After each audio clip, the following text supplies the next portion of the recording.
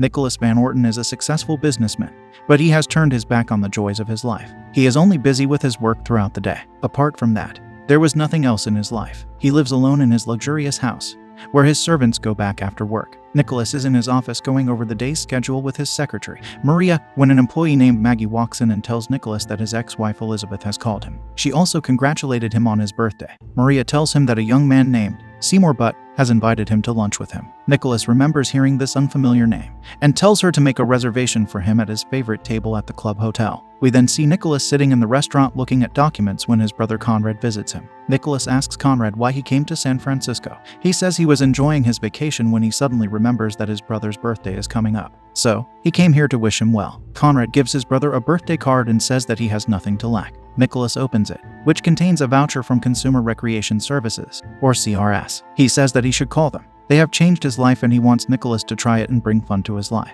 Nicholas is coming home in the evening and seeing the house reminds him of his childhood birthday, when his father committed suicide by jumping from the roof of his house at the age of 48.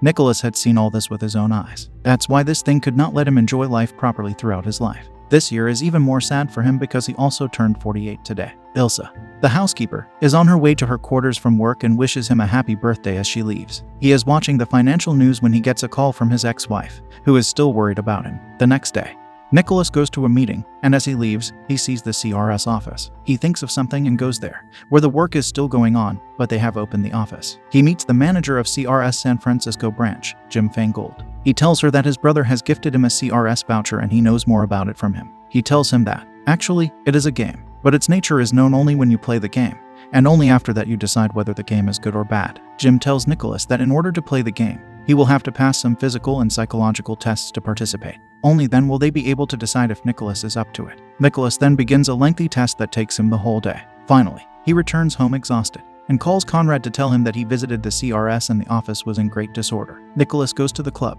where he finds some men talking about CRS, who has played this game. He joins them and tries to find out from them what kind of game it is, but they don't give him any substantial answers, assuring him that playing this game will indeed change his life. Nicholas seems to have little interest in the game. He is at the meeting when he receives a call from CRS and is told that he has been disqualified from the game.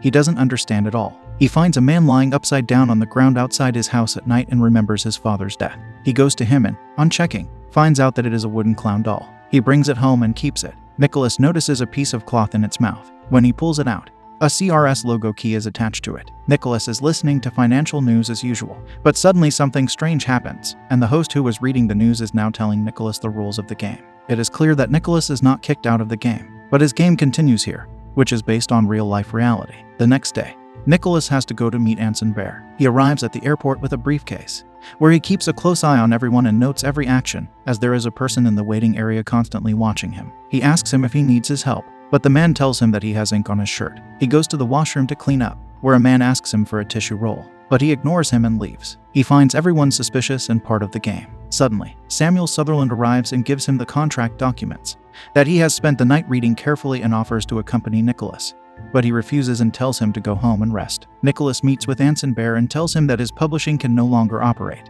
because the rate of profit he said is not being met, which is causing Nicholas a loss. So now he is terminating his contract with Anson's publishing. He tries to open the briefcase to get his signature on the document, but fails even as he tries the CRS key. But, unable to do so, he finally tells Anson that today is his lucky day and leaves. Nicholas is having dinner at a fancy hotel, when suddenly a waitress named Christine spills red wine on him. This is his second expensive shirt of the day that has been ruined like this. Nicholas gets angry and does not accept her apology, but the waitress ignores him and leaves. However, the manager fires her and goes to Nicholas and makes him sit at another table. Another waiter gives him a note, which Nicholas reads and goes after the girl and apologizes to her. Nicholas also asks her if she has anything for him, but the girl does not understand anything and she leaves without listening to him. There, a man suffers a heart attack and falls unconscious. Christine rushes to the man's aid and tells Nicholas to call someone for help. Nicholas stops a passing police mobile. They also take them to the hospital to complete some formalities. As soon as they both reach there, the patient is taken to the emergency room, and after that, the whole place is suddenly empty. Hundreds of people who worked there have left, leaving only Christine and Nicholas. Christine doesn't seem to understand, so Nicholas explains to her that it's actually a game that he's taken part in. Christine, shocked, asks if the man who was turned blue was also acting, so Nicholas tells her that yes, it is true. Christine leaves, but Nicholas follows her. They use the elevator to get out, but it doesn't work. Finally, he puts the CRS key in the hole and it works, but suddenly stops on the way. Using the emergency exit, they finally escape with great difficulty. But the police follow them and the police dog chases them through the streets of the residence.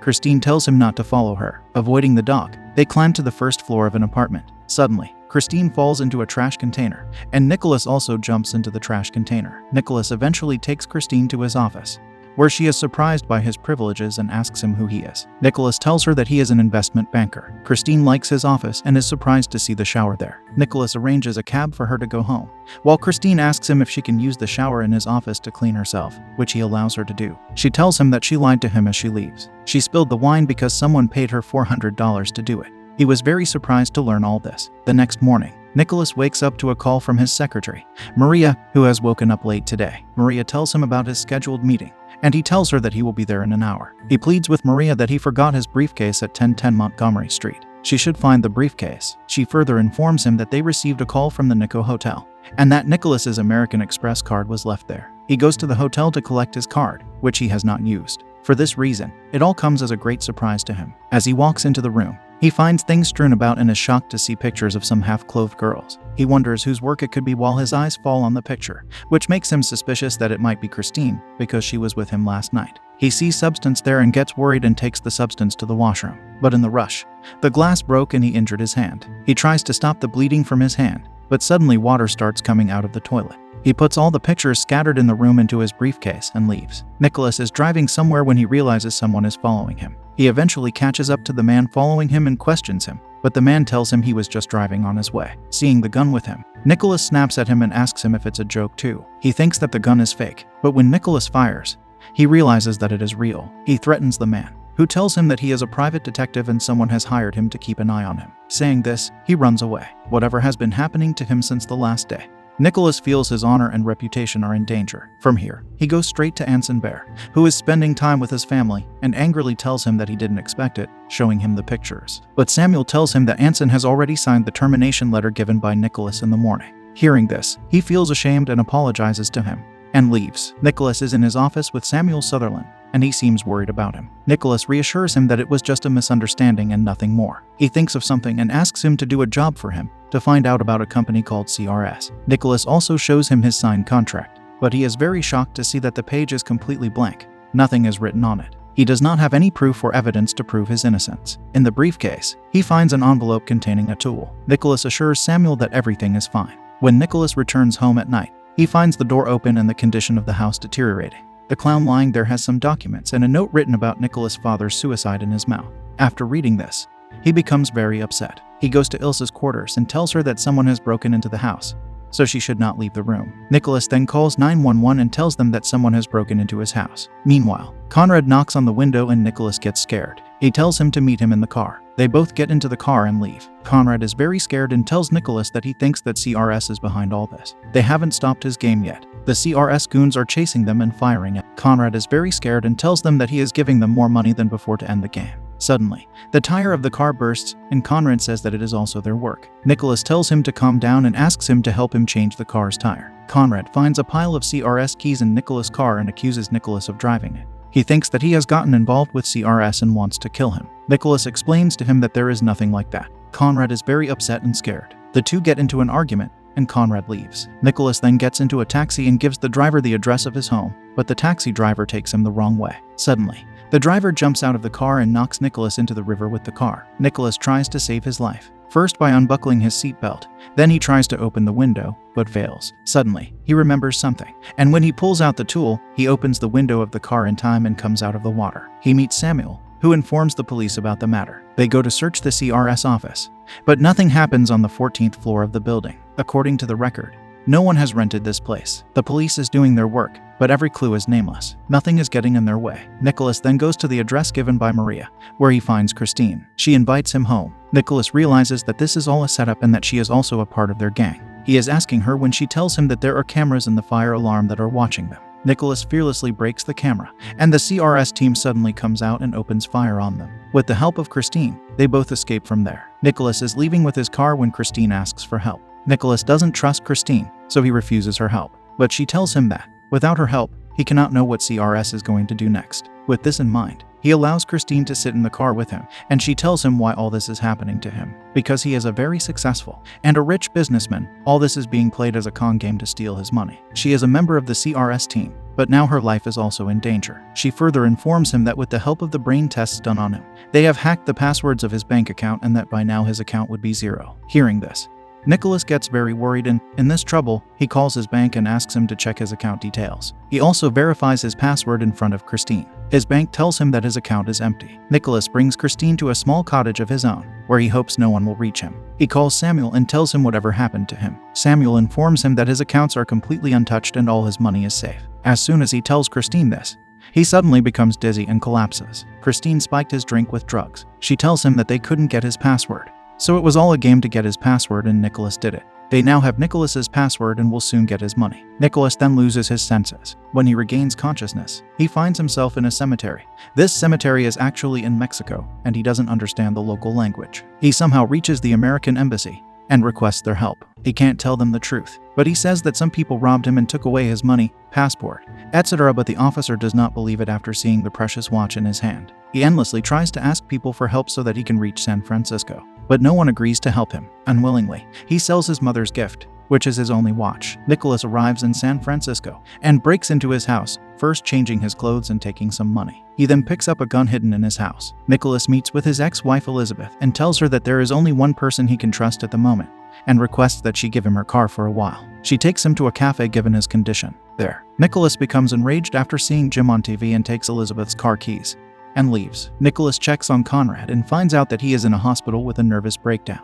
He was stunned to learn this because Conrad was his only blood relative. He gets Jim's address and manages to get him into the CRS office at gunpoint, where all employees of CRS are present. He suddenly attacks and takes Christine, who is engaged in conversation, as a hostage. CRS guards give chase and Jim is put to eternal sleep in a shootout. He takes Christine from there to the terrace and asks her to tell him about her master. Christine tells him that her life is not valuable enough to reach their master. Christine's gaze is drawn to the gun in his hand, and she is terrified to discover that it is not a replica but a genuine firearm. Christine cries and tells him that this is all part of a game. Nothing has happened to his brother. No one has stolen his money. Everything is in place and the birthday party is underway. The CRS team is trying to open the doors. Nicholas could no longer trust anyone. Christine tries to stop him, but he doesn't listen. The door opens and Conrad walks up with a bottle of champagne to wish his brother. Before Nicholas can realize anything, he fires a shot that hits Conrad in the chest, and he dies instantly. Christine tearfully tells him that it was all part of the game and that he should have listened to her. Nicholas cannot bear to see his brother in this condition and jumps off the roof,